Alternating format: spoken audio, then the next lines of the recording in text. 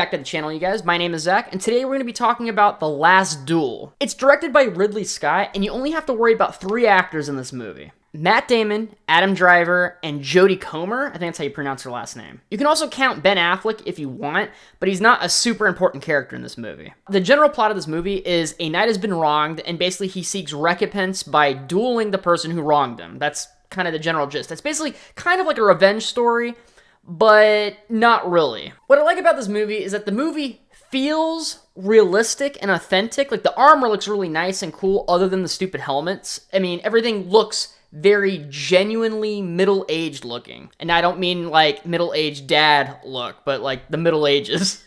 What's also cool is that you can get really immersed into the environment because the environment looks authentic. The culture too, they actually show some like medieval culture, and that's pretty cool, so it makes you feel like you're actually there, as well as the politics. There's politics and the religion that they show in the movie. It sounds like it actually comes from the Middle Ages or the medieval times. And now, I'm not a historian or anything like that. This could be completely wrong, but it just feels that way. Also, too, all the actors do a really, like, basically a phenomenal job in this movie. I don't have any gripes with the actors. This movie reminds me of a theme park, okay?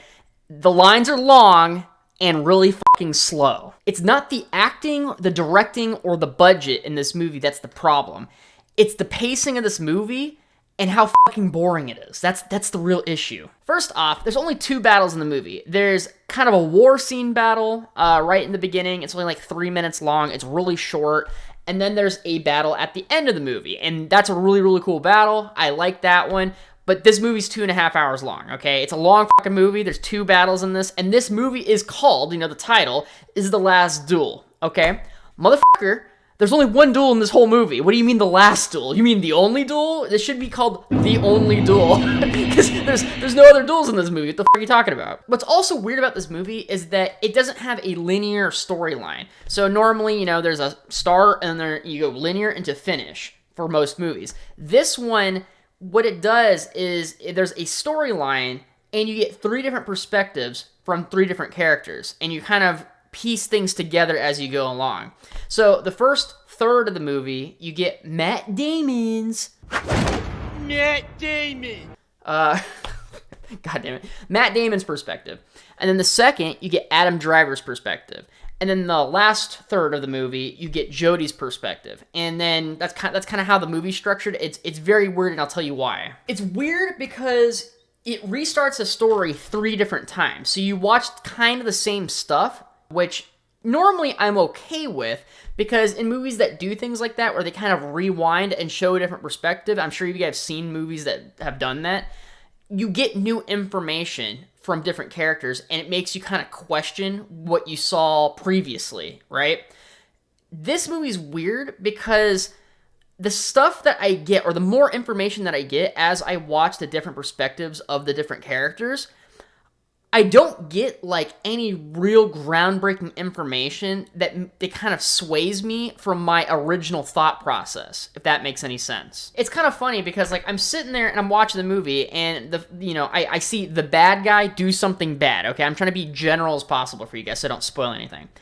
And then the next character's perspective comes along. So the so-called bad guy has his chance to show his perspective. So for me, I'm thinking, like, in my head while watching this movie, I'm like, okay, so what's gonna happen is they're gonna show how this guy has been, like, misrepresented. You might see something new and we go, oh, okay, so he's not doing something bad. Or maybe he had a gun to his head or something, framed. I don't know, something should happen where I don't feel as much animosity towards this guy, and he might be more forgiven, right? No. In this movie, they just give me more information to explain how the guy's the bad guy, right? So I'm sitting there going, like, okay, like, I already knew that. Are you guys gonna, like, try to sway me into, like, another thought process, or are you just gonna kind of show me the other person's perspective for no reason, Yeah, I don't know. It just, the way they did it made it feel like they're trying to make the storyline and the characters seem morally ambiguous, right? Like each character has their own reasons for doing things, and you have to side with either one or the other guy. It feels as though the movie's structured like that. But as the movie goes on, you're just like, oh, okay, so this guy's the bad guy. and this guy's the good guy. And the information, like the new information that you get between the characters, isn't like groundbreaking or really interesting, and it's not like something that makes you go, oh my god, this makes everything make sense now. It doesn't feel like that when you get the different perspectives. So what happens is as you're watching this movie, you're looking and you're going through the different perspectives, and you're just rehashing the same fucking event 3 different times, okay? So then you start getting like really bored, and it drags the movie down, and you're just kind of stuck there going, okay, I know all this, at least my opinion hasn't really changed. There's been one thing that kind of changed a little bit, but I'm still like in the same mindset as I did in the beginning of the movie, okay? Yeah, I don't know. This movie just bored me. They just went over the same stuff 3 different times. I didn't get much new information. It was annoying. I didn't end up really liking any of the characters either by the end of the movie. And it wasn't because they're morally ambiguous or anything like that, because I obviously had one that I was like, okay, I'm rooting for this guy. But none of them were very likable. Like, you didn't feel like you were really rooting for anybody in this movie, and that's just strange. It's like you're more like just picking the lesser of 2 evils, I guess you'd say, when they're fighting. And then also too, Jody, the last third perspective, you could almost get rid of that whole scene. You get almost no information out of her perspective.